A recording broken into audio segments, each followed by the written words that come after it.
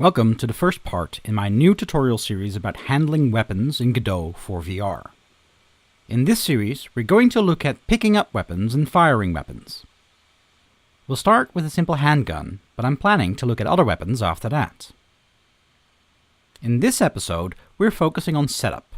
We're going to build the environment I showed off in the whip video I posted a few days ago.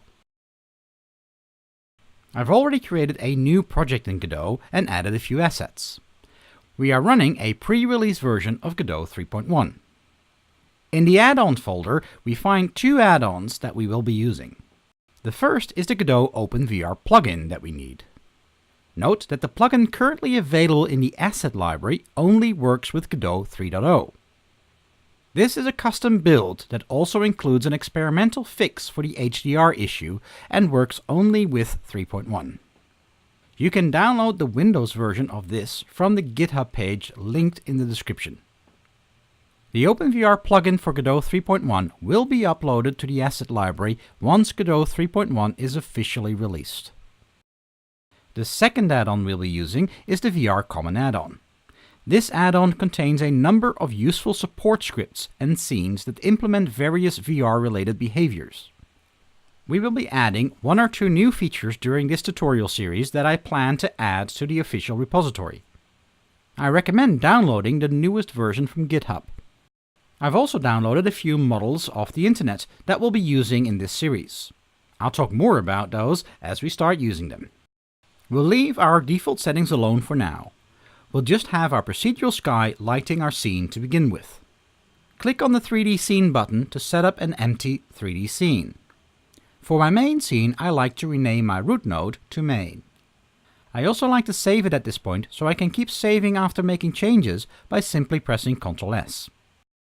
We're going to set up our project as a desktop VR application. While the VR drivers will by default render one of the eyes to screen, I want to set our scene up so we can choose to do something different down the track. I did a more in-depth video on this some months back, but it is good to recap here as a few things have been tweaked since. We're going to need two viewports in our scene. We first create a viewport into which we'll render the output for our HMD. Next, we create a viewport container with a child viewport that we'll use to render our UI. Anything we create underneath our VR viewport will end up being rendered to our HMD. First we'll render our left eye, which is copied to the HMD, and then we'll render the right eye. This thus allows us to present the output of the right eye on our display if we choose. We'll start by setting up a very basic scene. We create an AR/VR origin point and then add an AR/VR camera node to this. I like to place the camera node at a representable position as a visual guide. Once the AR/VR platform starts tracking your HMD, the position will be updated. For now, I'm going to add a mesh instance in our scene with a cube, just so we have something that gets rendered while we set things up. We'll add a texture rect to our UI viewport that will display the output of our right eye. We'll save our viewport and texture rect into a subscene so we can more easily extend this later on. I'll create a separate folder for the UI related files, and then save the scene into that. Next, we'll open up our subscene and add a script on our root node. I'm starting with some code that will update the size of our viewport to match the size of our application window. We call this from our ready function and then connect a signal that will also call this code whenever our application window is resized by the player.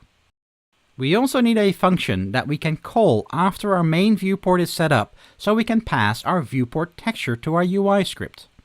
We simply assign this texture to our texture rect. We'll need to do more to place this texture correctly, but we'll come back to that in a minute.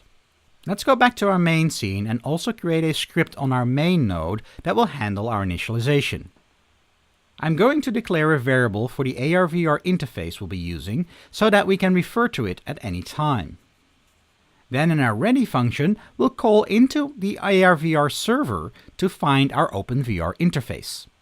If we find it and we can initialize it, we can start to set up our VR environment.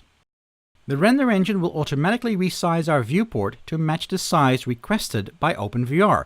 However, this size is not communicated back to Godot. This causes some problems in using our texture rect, so the way to solve that is to set the size of our viewport to the size requested ourselves. Next up, we need to tell our viewport that it should render our AR/VR content by setting our AR/VR flag to true. While we can tick this flag on the viewport node, it's better to wait until the interface has been initialized.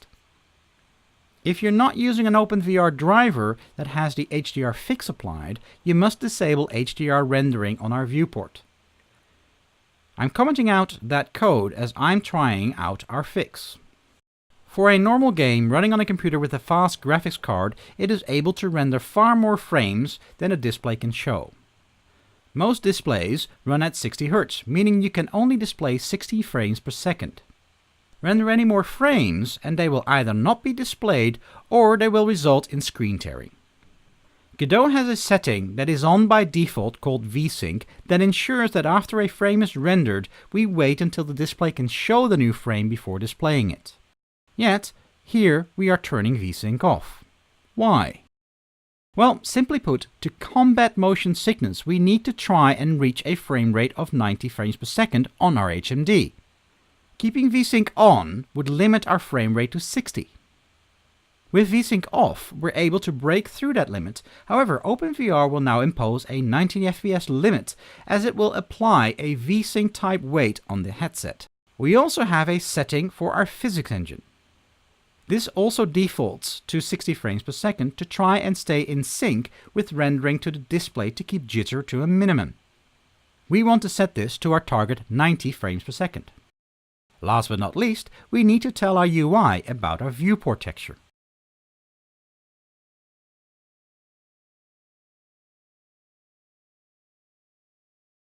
For our VR viewport, we need to make sure that we set the render mode to always.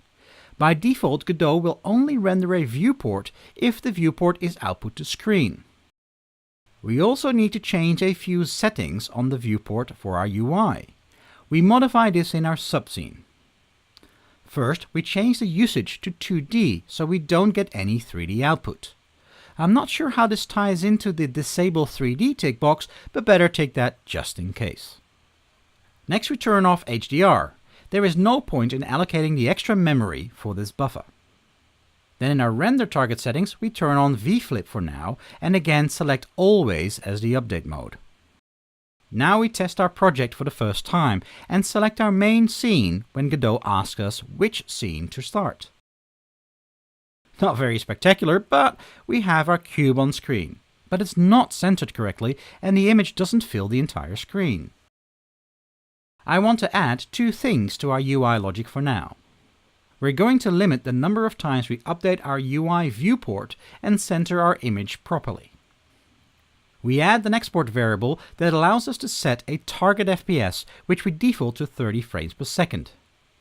We also need a variable to keep track of how much time has elapsed since our last update. In our process function, we'll increase this variable by our delta and then check if enough time has passed.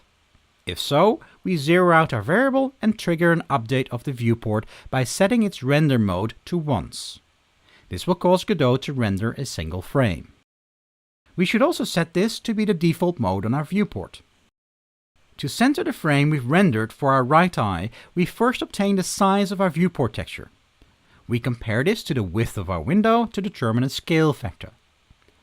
We resize our texture rect to the scaled size and then reposition it so that the image is centered. We also need to change the stretch mode on our texture rect to keep aspect. Let's test again. That looks a bit better, but very boring. We're going to use a nice model for an indoor gun range. I'm using this model I found on cgtrader.com. Now this is a paid model, so I can't include it in the project I'll be uploading to GitHub, so that will just contain an inverted box. We will be using a GIProbe for lighting the scene. This is a bit of an odd choice for a VR demo. GIProbes are a pretty resource-intensive way of lighting a scene, especially when applying stereoscopic rendering, but the results are very realistic. For a relatively small scene like this, even on my laptop with an NVIDIA 1060 GTX, it performs well enough. Let's remove our cube. I'm going to create a separate scene for our gun range. I find it easier to create a node and then use Save Branch as Scene to create the new scene. We'll save this in our Model subfolder and then open it up. The model on CGTrader is formatted as an FBX file, which Godot can't load.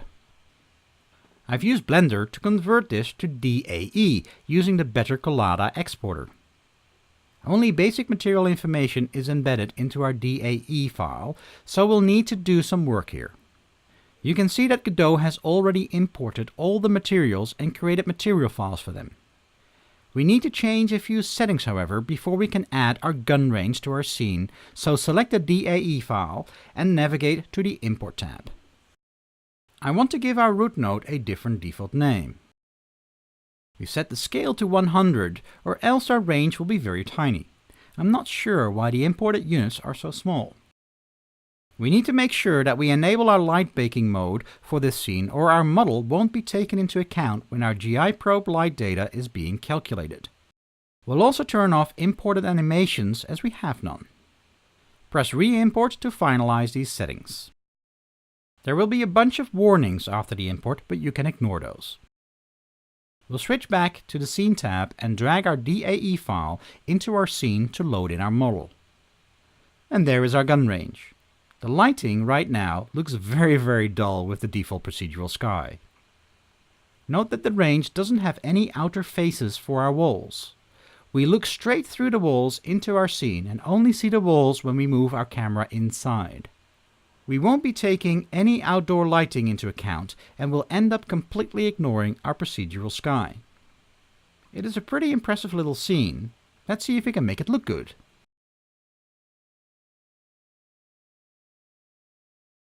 Before we start with our GIProbe, we need to go into Project Settings and go to the Quality pane. Scrolling down, we find a setting group called Voxel Cone Tracing. We turn off the High Quality setting. This will greatly improve our performance on limited hardware, but is definitely a nice setting to make an option later on. Now we add our GIProbe. Nothing much changes right away other than a big green cube thing being added to our scene. The green cube is the area in which the GIProbe will be applied and within which we'll be calculating our lighting data. We thus need to resize the cube so our entire gun range fits within. You can resize it with these little circle widgets. Now our gun range isn't nicely centered in our scene, so let me play around with the size of our GIProbe and move the gun range around a little until it all fits. I do make sure the floor of the gun range stays where it is and that the GIProbe is somewhat larger than our gun range.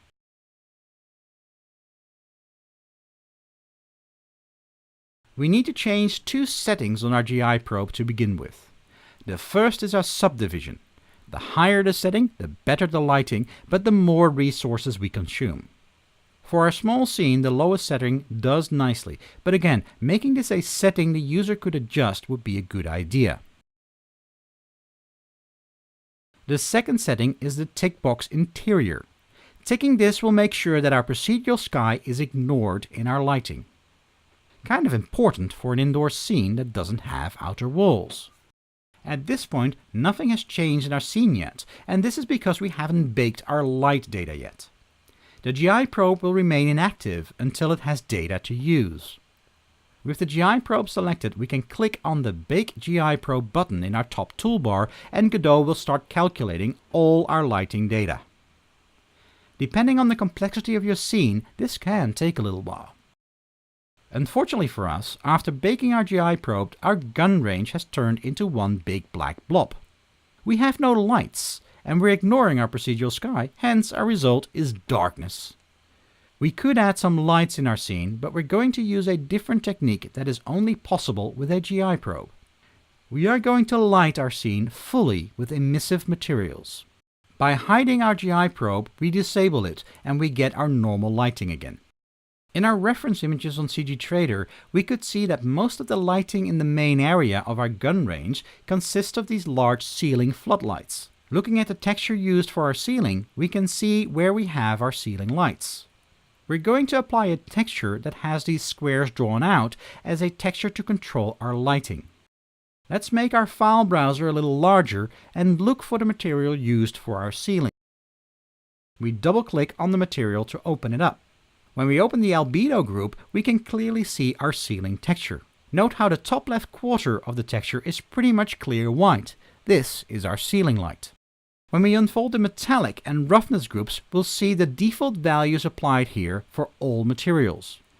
This material isn't metallic, so our default value is fine, but our roughness is way too low, so we'll crank it up a bit. Now I'm not going to fine-tune any of these materials now. That would take far too long, but any decent values will suffice. Next is our emission group, and here is where the fun starts. We enable the emission. Now we can just change the emission color, but we see the entire ceiling light up. Note that with the GIProbe disabled, we don't actually light anything yet. What we really want to do is load a texture instead. This didn't come with the model, but I just duplicated the ceiling texture and edited it in Krita so that most of the texture is black, but it is white where the ceiling light is. Now we can see that our ceiling looks the way we expect it to be, with the lights all bright white and the rest of the ceiling nicely textured. Let's unhide our GIProbe and rebake our lighting information by selecting the GIProbe and clicking on Bake GIProbe. That is looking better, but the green box of our GIProbe does get in the way of our display. We can turn this off by clicking on View, going to the gizmos and selecting GIProbe to toggle through the modes. This is also where you look to turn the GIProbe box back on if you can't see it. It's already looking better with the light nicely bouncing off the walls and being reflected in some of the surfaces. Just looking around a bit, we can see how much more realistic our GIProbe lighting is, but we still have some ways to go. It all looks pretty dark at the moment, so the next thing we do is crank up the intensity of our floodlights. We select our material again and increase the energy output of our emission. You do need to rebake the GIProbe every time you make a change to see its impact. Luckily, with a small scene like this, it's pretty quick, and not just because I'm speeding up the video a little. It really takes but a few seconds. Now that looks a whole lot better already. The rest of the gun range is still in darkness, however. There doesn't seem to be any obvious lights in this part of the scene. Turning our GIProbe off again, we can see these nooks in the ceiling that may have been intended to let light in from the outside, or maybe have lights hidden out of view. Having lights out of the view of the person shooting at targets makes a lot of sense, as we don't want that person to get blinded. Indirect lighting really does wonders here. So we're going to set up some indirect lights throughout our gun range. Again, we're not going to use normal lights, but objects with emissive materials. I'm adding a spatial node to our scene to group all our lights together so they are more easily maintained. For the first light, I'm going to add a mesh instance that we call Light01. We'll add a cylinder mesh to this mesh instance. We need to rotate our mesh instance by 90 degrees on the x-axis and move it up a little so we can more easily see what it looks like. I'm changing the size of this mesh so it has a much smaller diameter, and then increasing its height so it nicely fills up the width of our gun range. Let's move our light into position in the first nook of our gun range. To turn this into a light, we'll add a spatial material to our mesh. All we do here is unfold the emission tab and enable emission, then we change the color to an off-white. We'll also increase the energy setting, as we know the default is too low. To see the effect, we can turn our GIProbe back on and rebake our lighting again. Oops, we forgot a setting. On our lights, we also need to tick the Use in Baked Lighting tick box. Let's try again.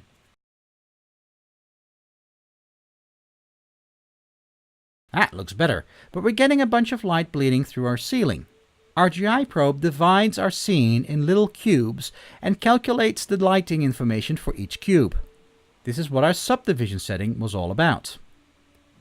As a result, it is possible for light to bleed through a wall if the wall and the light share the same cubes. To remedy this, we simply need to move our light ever so slightly. When we rebake our lighting data, we can see it looks a lot better.